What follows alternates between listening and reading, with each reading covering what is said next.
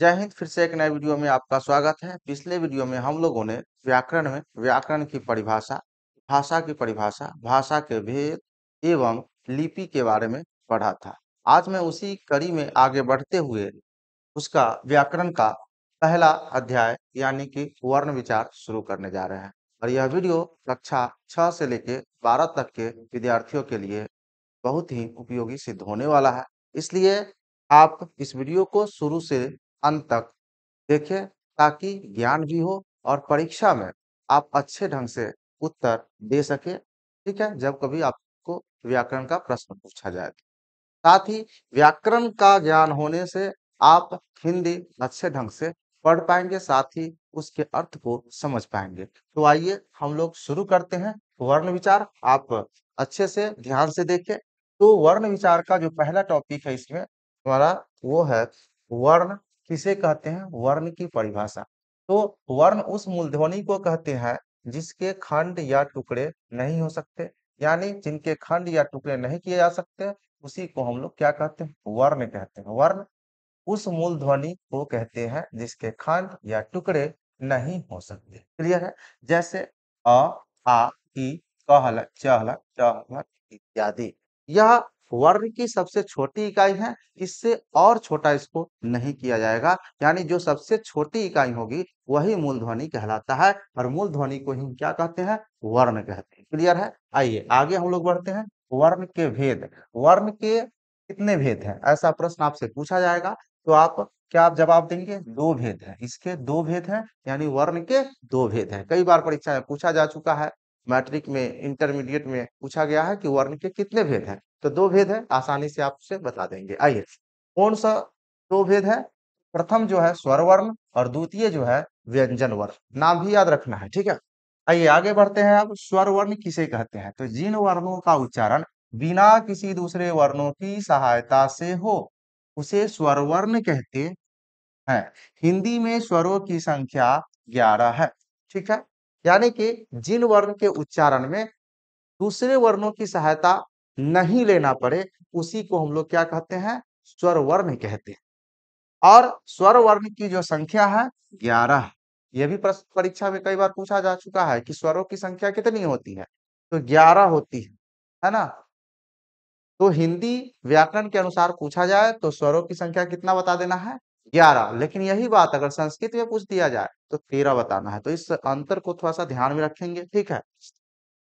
ये 11 कौन कौन है? तो आ ई, दीर्घ ई, उ, दीर्घ उ, री, ए, ऐ, ओ, औ। ये 11 स्वर वर्ण। क्लियर है? आइए आगे हम लोग बढ़ते हैं। स्वर वर्ण के भेद, इसके मुख्यतः तीन भेद है। कितने भेद है? तीन भेद है। पहला ह्रस्व स्वर, दूसरा दीर्घ स्वर, तीसरा संयुक्त स्वर। अब ह्रस्व स्वर के अंतर्गत कितने वर्ण आते हैं? तो चार वर्ण आते हैं। कौन कौन? अ, ई, उ, री। ठीक है। दूसरा हमारा दीर्घ स्वर है। दीर्घ स्वर के अंतर्गत आ, दीर्घ ई, दीर्घ उ, यानी तीन वर्ण इसमें आते हैं। ठीक है। संयुक्त स्वर के अंतर्गत आता है ए, ऐ, ओ, औ। क्लियर है? तो अगर आपसे पूछा जाए कि ह्रस्व स्वर की संख्या कितनी है, तो चार। दीर्घ स्वर की संख्या कितनी है? तीन। और संयुक्त स्वर की संख्या कितनी है? चार। ठीक है, तो इस प्रकार से आप बता देंगे। ठीक है, आइए आगे हम लोग बढ़ते हैं। व्यंजन वर्ण किसे कहते हैं? व्यंजन वर्ण किसे कहा जाता है? तो जिन वर्णों का उच्चारण स्वरों की सहायता से हो उसे व्यंजन वर्ण कहते हैं। इसकी संख्या 33। क्या कहा गया इसमें? जिन वर्णों का उच्चारण स्वरों की सहायता से हो उसे व्यंजन वर्ण कहते हैं। और इसकी संख्या की बात की जाए तो 33। अभी अभी आपने पढ़ा स्वर वर्ण 11 होते हैं, और इसमें कहा स्वर वर्ण में कि जिन वर्णों का उच्चारण करने में किसी दूसरे वर्णों की सहायता न लेने पड़ी उसे हम क्या कहते हैं, स्वर वर्ण। इसमें कहता है कि जिन वर्णों का उच्चारण करने में स्वर की सहायता लेना पड़े, है ना, यानी उसे हम क्या कहेंगे, व्यंजन वर्ण कहेंगे। यानी कि जैसे आप यहाँ पे देख रहे हैं कि क से लेके ह तक जितने भी वर्ण देख रहे हैं, इनके पूर्ण रूप से उच्चारण करने के लिए, शुद्ध रूप से उच्चारण करना हो तो स्वर की सहायता हमें लेना ही पड़ता है। बिना स्वर की सहायता लिए हम लोग क से लेके ह तक का उच्चारण नहीं कर सकते। यहाँ पे एग्जाम्पल आपको चूंकि हलंत के रूप में लिखा गया है, लेकिन आप जब भी क बोलते हैं तो क के साथ क्या उच्चारण होता है? क। क्या बोलेंगे? क। उसके साथ क्या उच्चारण है? यानी ये जो क है, ये क हलंत और इन दोनों के योग से मिलकर पूरी तरह से क का उच्चारण हो पाता है। ठीक है, और इसमें स्वर को हटाया गया है। क्या किया गया? हटाया गया है। और यही हमारा क्या है? व्यंजन वर्ण है। और इनका उच्चारण करने में किनकी सहायता लेनी पड़ती है? स्वर की, कोई ना कोई। यानी कि ये 11 जो वर्ण है, इनमें से ही कोई ना कोई वर्णों की सहायता लेनी पड़ेगी। जैसे यहाँ पे क के उच्चारण में की सहायता लेना पड़ा। अगर हम बोले का, बोलिए का, तो क्या होगा? क हलंत और इसमें आएगा आ की हम सहायता लेनी पड़ी। तो ये हमारा व्यंजन है और ये स्वर है। तो इसके पूरी तरह से उच्चारण करने के लिए हमें आ की सहायता लेनी पड़ी। उसी प्रकार से आप देख सकते हैं यहाँ पे, अगर मैं बोलूं की, तो ये होगा क हलन और ई, इसकी सहायता से की। ठीक है, मैं बोलूं की, तो होगा क हलन और दीर्घ ई। तो ये स्वर की सहायता ली जा रही है। बिना स्वर का हम उच्चारण कर ही नहीं सकते हैं व्यंजन वर्ण का। ठीक है, तो 33 होती है व्यंजन वर्ण, कहाँ से लेके? क से लेके ह तक। ठीक है, यहाँ पे देखिए, क से लेके ङ तक 5 होते हैं, च से लेके य तक 5, ट से लेके न तक 5, ट से लेके न तक यहाँ 5 हो गया, फिर प से लेके म तक, और यरह लव में टोटल 8। ये हो गए 5, 5 10, 5 15, 15 5 20, 20 5 25, 25 8 33। कितने वर्ण होते हैं? 33 वर्ण होते हैं। तो व्यंजन वर्ण की संख्या कितनी हो गई? 33। आइए आगे हम लोग बढ़ते हैं। आगे अब आता है व्यंजन वर्ण के भेद। इसके 3 भेद है। कितने भेद हैं? 3 भेद है। परीक्षा में कई बार पूछा गया है कि व्यंजन वर्ण के कितने भेद है, तो आपको बता देना है कितना? 3 भेद है। ठीक है, कौन कौन है भाई? तो स्पर्श व्यंजन, दूसरा अंतस्थ व्यंजन, तीसरा ऊष्म व्यंजन। ठीक है, 3 भेद कौन कौन है? स्पर्श व्यंजन, अंतस्थ व्यंजन, ऊष्म व्यंजन। क्लियर है? आइए, अब आता है कि स्पर्श व्यंजन की परिभाषा क्या होती है, यानी स्पर्श व्यंजन कहते किसे हैं। ठीक है, ये भी तो पूछ लिया जा सकता है। तो देखिए, जीभ द्वारा कंठ, तालु, मूर्धा, दंत और ओष्ठ के स्पर्श से उच्चारण होने वाले व्यंजन को स्पर्श व्यंजन कहते हैं। क्या कहा गया? जीभ द्वारा, क्योंकि जब हम किसी वर्ण का उच्चारण करते हैं या कोई शब्द बोलते हैं, तो उनके उच्चारण में हमें जीभ की सहायता लेनी पड़ती है। बिना जीभ का उच्चारण हम कर नहीं सकते। तो इसलिए यहाँ पे देखा जाए, क्या कहा? जीभ द्वारा कंठ को, तालु, मूर्धा, दंत और ओष्ठ के स्पर्श से उच्चारण होने वाले व्यंजन को स्पर्श व्यंजन कहते हैं। यानी कि जब हम किसी वर्ण का उच्चारण करते हैं, तो हमारा जो जीभ है वो विभिन्न स्थानों को क्या करता है? स्पर्श करता है, यानी कि छूता है। तभी जाकर के हम वर्णों का उच्चारण कर पाते हैं। ठीक है, जैसे यहाँ पे देखेंगे क वर्ग दिया गया। अच्छा, एक चीज यहाँ देख लीजिए, इसकी संख्या 25 है। किसकी संख्या 25 है भाई? तो व्यंजन वर्ण, यानी व्यंजन में किसका भाई? स्पर्श व्यंजन की संख्या 25 है। स्पर्श व्यंजन की संख्या कितनी है? 25 है। और यह जो है सो 5 वर्गों में विभक्त है। अगर आपसे पूछ लिया जाए कि स्पर्श व्यंजन कितने वर्गों में विभक्त है भाई, तो 5 वर्गों में विभक्त है। कितने वर्गों में? 5 वर्गों में विभक्त है। और वो कौन कौन सा वर्ग है? तो पहला जो वर्ग है क वर्ग, दूसरा च वर्ग, तीसरा ट वर्ग, चौथा त वर्ग, पांचवा प वर्ग। और इसका जो नामकरण किया गया है, तो इसमें जो वर्ण आए हैं उनके पहले वर्ण के आधार पर नामकरण किया गया है। जैसे आप यहाँ देखें, क वर्ग के अंतर्गत कौन कौन आता है? क ख ग घ ङ, ये 5 वर्ण आते हैं। तो इसका पहला वर्ण जो है क है, और इसी वर्ण को लेकर के नाम रख दिया गया क वर्ग। उसी तरह से च वर्ग, ट वर्ग, त वर्ग, प वर्ग। ठीक है, तो नामकरण कैसे हुआ ये भी आपने जान लिया। और प्रत्येक वर्ग में 5-5 वर्ण है। कितने? 5-5 वर्ण है। इसमें भी 5, इसमें भी 5, इसमें भी 5 और इसमें भी। इस प्रकार से ये 25 वर्ण हो गए। ठीक है, और कितने वर्ग में विभक्त है? 5 वर्ग में। कौन कौन वर्ग है? क वर्ग, च वर्ग, ट वर्ग, त वर्ग और प वर्ग। क्लियर है? समझ में आ गया? ठीक है, तो मैं आगे बढ़ूं। चलिए आगे मैं बढ़ता हूं। अब दूसरा जो भेद आता है व्यंजन वर्ण का, वो है अंतस्थ व्यंजन। कौन सा व्यंजन? अंतस्थ व्यंजन। कहता है य, र, ल, व को अंतस्थ व्यंजन कहा जाता है। किसको, अगर आपसे पूछे कि अंतस्थ व्यंजन किसे कहा जाता है, तो य, र, ल, व को अंतस्थ व्यंजन कहा जाता है। इसकी संख्या कितनी है भाई? तो आपको देखने से ही लग रहा है यहाँ पे 4 ही वर्ण है, तो इसकी संख्या कितनी हो जाएगी? 4। अब यहाँ देखिए, इनके उच्चारण करने में किनकी सहायता लेनी पड़ती है? तो इनके उच्चारण में जीभ, तालु, मूर्धा, दंत और ओष्ठ का पूर्ण स्पर्श नहीं होता भाई।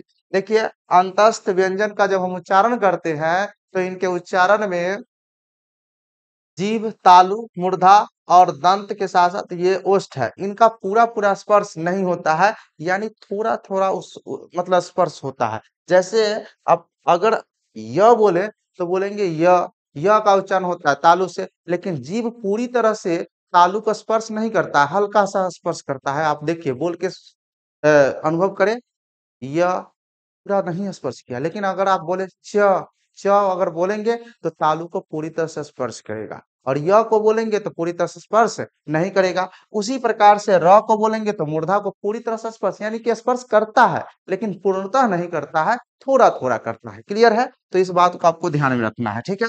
तो अंतस्थ व्यंजन कितने होते हैं? 4, य, र, ल, व। क्लियर है? आइए आगे हम लोग बढ़ते हैं। ऊष्म व्यंजन, ऊष्म व्यंजन किसे कहते हैं? तो देखिए, श, श, स एवं ह को क्या कहा जाता है? ऊष्म व्यंजन। ये 4 जो वर्ण है, ये ऊष्म व्यंजन कहलाता है, ठीक है। और इनके उच्चारण में ऊष्म वायु निकलता है। ऊष्म वायु का मतलब क्या है? गर्म वायु। यानी जब इनका उच्चारण करते हैं तो हमारे मुख से जो ध्वनि निकलती है और ध्वनि के साथ साथ वायु भी निकलती है, और वह जो वायु होती है वो गर्म होती है। अगर आपको अनुभव करना है तो आप बोले "श", और जो वायु आएगी वो गर्म वायु निकल के आएगी। क्लियर है? तो आपको इस तरह से समझ लेना है। उस व्यंजन की संख्या 4 होती है, श, श, स और ह। ठीक है? क्लियर? समझ गए? ये भी परीक्षा में पूछा गया है कि उस व्यंजन की संख्या कितनी है, तो आप आसानी से बता देंगे 4। अंतस्थ व्यंजन की संख्या पूछेगा, वो भी 4। स्पर्श व्यंजन की संख्या पूछेगा तो 25। क्लियर है? अब हम लोग समझते हैं आगे मात्राएं। मात्राएं किसे कहते हैं भाई? तो व्यंजन वर्णों के उच्चारण में, व्यंजन वर्णों के उच्चारण में जिन स्वर मूलक चिन्हों का व्यवहार होता है उन्हें मात्राएं कहते हैं। इसकी संख्या 10। अब भाई, ये मात्राएं क्या है? तो स्पष्ट परिभाषा तो आपने जान लिया कि व्यंजन वर्णों के उच्चारण में जिन स्वर मूलक चिन्हों का व्यवहार होता है, यानी पूरी तरह से स्वर का जो है व्यवहार नहीं होता है, उस स्वर के बदले कोई संकेत होगा, उसको उस स्वर को बदल करके उसके लिए जो संकेत हम यूज करेंगे, प्रयोग करेंगे, वही हमारा क्या कहलाएगा? मात्राएं कहलाएगा। और इसकी संख्या जो होती है वो 10 होती है। तो आइए हम लोग समझते हैं इसकी जो मात्रा कौन कौन सा है? 10। आइए देख लेते हैं। यहाँ पे देखिए, ये मात्राएं जो है, ये आकार, ह्रस्वीकार, दीर्घ ईकार, ह्रस्व उकार, दीर्घ उकार, रीकार, एकार, ऐकार, ओकार और औकार, ये 10 मात्राएं। कितनी मात्राएं भाई? 10 मात्राएं। परीक्षा में पूछ लिया जाता है कि मात्राएं की संख्या कितनी है? 10 है। कहां से कहां तक? आकार से लेकर के औकार तक। और यह स्वर मूलक चिन्ह है, यानी स्वर के बदले ही इस चिन्ह का प्रयोग किया जाता है। अब देखिए, वो स्वर भी देख लीजिए। स्वर की संख्या कितनी होती है? 11 होती है। मात्रा कितनी है? 10 है। तो जाहिर सी बात है कि कोई एक ऐसा स्वर होगा जिसका संकेत यानी जिसका चिन्ह नहीं होगा। तो यहाँ पर पहले ही आप देख रहे हैं अ, और अ का चिन्ह नहीं होता है, क्रॉस का चिन्ह आपको दिख रहा होगा। अ का कोई संकेत यानी कोई चिन्ह नहीं होता। आ के लिए आकार होता है, आ ई के लिए ह्रस्वीकार, दीर्घी के लिए दीर्घ ईकार, ह्रस्व उ के लिए ह्रस्वकार, दीर्घ उ के लिए दीर्घ उकार, री के लिए रीकार, ए के लिए एकार, ऐ के लिए ऐकार, ओ के लिए ओकार, औ के लिए औकार। और ये 10 स्वर मूलक चिन्ह है। इन स्वर के बदले में इन चिन्हों का प्रयोग किया जाता है, और यही चिन्ह हमारा मात्राएं कहलाती है। क्या कहलाती है? मात्राएं। ठीक है। अब इनकी सहायता से जो वर्ण में जो स्वर मूलक चिन्हों का प्रयोग होता है उसको हम लोग समझ लेते हैं। जैसे आप यहाँ पे देख रहे हैं कि क लिखा गया है, हलंत। हलंत का मतलब है कि उसमें स्वर जो है सो नहीं है, स्वर रहित है। ठीक है। अब यहाँ पे देखेंगे तो अ का तो कोई चिन्ह होता नहीं है, तो क हलंत में जब अ को जोड़ेंगे यानी उसके साथ रखेंगे तो ये क में कोई मात्रा नहीं लगेगा, बल्कि क पूर्ण रूप से हो जाएगा, यानी क और यह पूर्ण उच्चारण हो पाएगा क का। क्लियर है? जैसा कि पीछे आपने पढ़ा कि व्यंजन वर्णों के उच्चारण में स्वर की सहायता ली जाती है, तो ये पूरी तरह से उच्चारण करने के लिए ये हमारा पूरा-पूरा क हो जाएगा। ठीक है? अब आगे हम लोग बढ़ते हैं। आ के लिए क्या चिन्ह अपनाया गया? तो आकर, ऐसी लाइन, ये हमारा आकर कहलाएगा आ के लिए। और क में जब हम आ को जोड़ेंगे, यानी क के साथ जब अ का संयोग होगा, तो ये होगा का। क्या बनेगा? का। तो आप यहाँ देखिए, आ पूरी तरह से इसको ऐसा नहीं लिखा गया, क आ ऐसा नहीं लिखा गया, बल्कि क्या किया गया, इस आ के बदले एक चिन्ह लगा दिया। ठीक है? और ये इसको उच्चारण क्या किया गया? का। तो आ लास्ट में उच्चारण होता है, तो इस प्रकार से मात्रा का प्रयोग किया गया। ठीक उसी प्रकार से ई की मात्रा क्या होती है? ह्रस्वी इकार। तो क में ई जोड़ा गया तो की बन गया। फिर उसी प्रकार से क के साथ दीर्घ ई यानी दीर्घ ईकार, यानी की, इसको बोलेंगे की, इसको बोलेंगे की। उसी प्रकार क के साथ ऊ का जब संयोग होगा तो बोलेगा कु। ठीक है? छोटी ऊ यानी ह्रस्व ऊ, तो कु। बड़ी ऊ लगाएंगे तो इसकी मात्रा दीर्घ उकार होता है, तो बोलेंगे कु। इसका कु, इसको कु। क्लियर है? ये समझ में आ रहा है? फिर देखिए, क हलंत है और इसके साथ री कार की मात्रा यानी री लगाना है, तो क के साथ जब री जुड़ेगा तो क्री। क्या हो जाएगा? क्री। इस प्रकार से इसका उच्चारण करेंगे। उसी प्रकार ए से ए के लिए कौन सी मात्रा है? ए कार। तो क के साथ जब ए कार की मात्रा जुड़ेगा तो बन जाएगा क्या? के। उसी प्रकार से क के साथ अकार की मात्रा, अ से अकार और अकार की मात्रा जोड़ेंगे तो बनेगा कै। फिर ओ से ओकार, और क में जब हम ओकार की मात्रा जोड़ देंगे तो बन जाएगा को। ठीक है? उसी प्रकार से औकार है, और औ के लिए औकार की मात्रा है, और क में जब हम औकार जोड़ेंगे तो ये बन जाएगा कौ। इस प्रकार से हम लोग मात्राओं का प्रयोग करते हैं।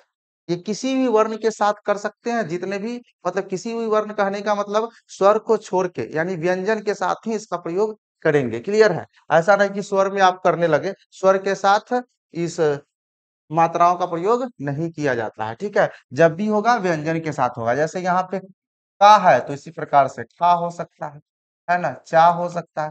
उसी प्रकार से मान लीजिए कि इसमें कु है, तो अगर मुझे लिखना है भू, तो भू लिख देंगे, भ के साथ कर दिए थे भू। इस प्रकार से हम लोग मात्राओं का प्रयोग करते हैं। क्लियर है? समझ में आ गया होगा। अब आते हैं कि ये अनुस्वार क्या होता है। ये तो मात्रा हो गया। उसके बाद आप देखते होंगे, इनके बाद आपने पढ़ा होगा औकार के बाद क्या होता है? अनुस्वार, चंद्र बिंदु, विसर्ग, ये तीन आता है ना। इन तीन के बारे में भी विस्तार से हम लोग समझते हैं। ये अनुस्वार होता क्या है? तो यह हमेशा स्वर के ऊपर आता है। अनुस्वार जो है हमेशा कहाँ आता है भाई? स्वर के ऊपर आता है, व्यंजन के ऊपर नहीं, स्वर के ऊपर आता है। इसका प्रयोग प्रत्येक वर्ग के पंचमाक्षर के बदले होता है। और इसका प्रयोग होता किसके बदले भाई? तो प्रत्येक वर्ग के पंचमाक्षर, प्रत्येक वर्ग, पीछे आपने देखा कि स्पर्श व्यंजन को 5 वर्गों में बांटा गया था, और उसका पंचमाक्षर जो होता था, उसी के बदले अनुस्वार का प्रयोग किया जाता है। एक बार मैं आपको दिखाने का काम करता हूँ। यहाँ पे देखेंगे तो ये वर्ग है और ये पंचमाक्षर है। इसी पंचमाक्षर के बदले अनुस्वार का प्रयोग किया जाता है। 5 वर्ग है तो ये पंचमाक्षर है, इसीलिए इसको कहा गया पंचमाक्षर। प्रत्येक वर्ग के पंचमाक्षर के बदले में हम अनुस्वार का प्रयोग करते हैं। क्लियर है? समझ में आ गया होगा। आइए आगे बढ़ते हैं। ठीक है? तो परिभाषा तो समझ गए, अब इसका प्रयोग समझ लेते हैं। आइए, जैसे पंकज, यहाँ पे आप देखेंगे तो पंकज को हम ऐसे भी लिख सकते हैं, ऐसे भी लिख सकते हैं। अब यहाँ पे आप देख रहे हैं प के बाद ङ है, यानी कवर्ग का पंचमाक्षर है। आप जानते हैं क, ख, ग, घ और ङ, ये 5वें नंबर पर आता है। तो इसी पंचमाक्षर का प्रयोग इसमें किया गया है। लेकिन इसमें क्या है? हलंत लगा के, मतलब इसमें से स्वर को हटाया हुआ है। मतलब इसमें ङ का पूर्ण रूप से उच्चारण नहीं होता है। ठीक है? यानी कि पंकज, ठीक है? तो ङ हलंत है, क पूरा है, ज पूरा है। तो इसमें तो एक तरह से ये लिखा गया, दूसरी संयुक्त रूप में इस प्रकार से लिखा जाएगा, ङ और क को संयुक्त कर देंगे। यानी यहाँ पे देख लिया जाए, ठीक है? ङ और क को अगर संयुक्त रूप में हमें लिखना पड़े तो हम इस प्रकार से लिखेंगे। तो इस प्रकार से यहाँ पे लिखा गया। और मेरा जो मुख्य यहाँ पे क्या समझना है कि अनुस्वार का प्रयोग। तो यहाँ पे जो आप देख रहे हैं ङ हलंत, इसी के बदले यहाँ अनुस्वार का प्रयोग किया गया है। अच्छा, जहां भी पंचमाक्षर दिखेगा तो इसके पहले वाले वर्ण पे हमारा क्या होगा, अनुस्वार लग जाएगा। और उसमें कहा गया कि हमेशा स्वर के ऊपर बैठता है अनुस्वार। तो इसको भी देख लीजिए, यहाँ प, तो प जो है सो दो वर्णों के मेल से बना हुआ है। इसमें कितने वर्ण है भाई, तो एक तो प हलंत है और दूसरा क्या है, अ। तब तो पूरा प हुआ। तो यहाँ प में अ जो अ है, और यहाँ ङ है, ङ तो हलंत है, और इसी ङ के बदले किसका प्रयोग हो रहा है भाई, इस ङ के बदले अनुस्वार का प्रयोग हो रहा है। किसका प्रयोग, अनुस्वार का प्रयोग हो रहा है। तो अनुस्वार कहाँ बैठता है भाई, तो स्वर के ऊपर बैठता है हमेशा। तो प में जो अ है, प में जो अ है इसके ऊपर आ जाएगा, और यहाँ पर इसी के ऊपर आपको लग रहा है कि प के ऊपर, लेकिन प में जो अ है उसके ऊपर। क्लियर है। तो अनुस्वार कहाँ बैठता है भाई, तो हमेशा स्वर के ऊपर बैठता है। क्लियर है। तो इस प्रकार से पंकज अनुस्वार के रूप में लिखना होगा तो ऐसे लिखना है, या फिर ये भी लिख सकते हैं, ये भी लिख सकते हैं, सही है। लेकिन ज्यादा यूज जो होता है हिंदी में, ये इसको माना गया है। हिंदी में हम लोग ज्यादातर इस तरह प्रकार से लिखते हैं। संस्कृत में लिखने की बात हो तो इस तरह से लिखते हैं। क्लियर है।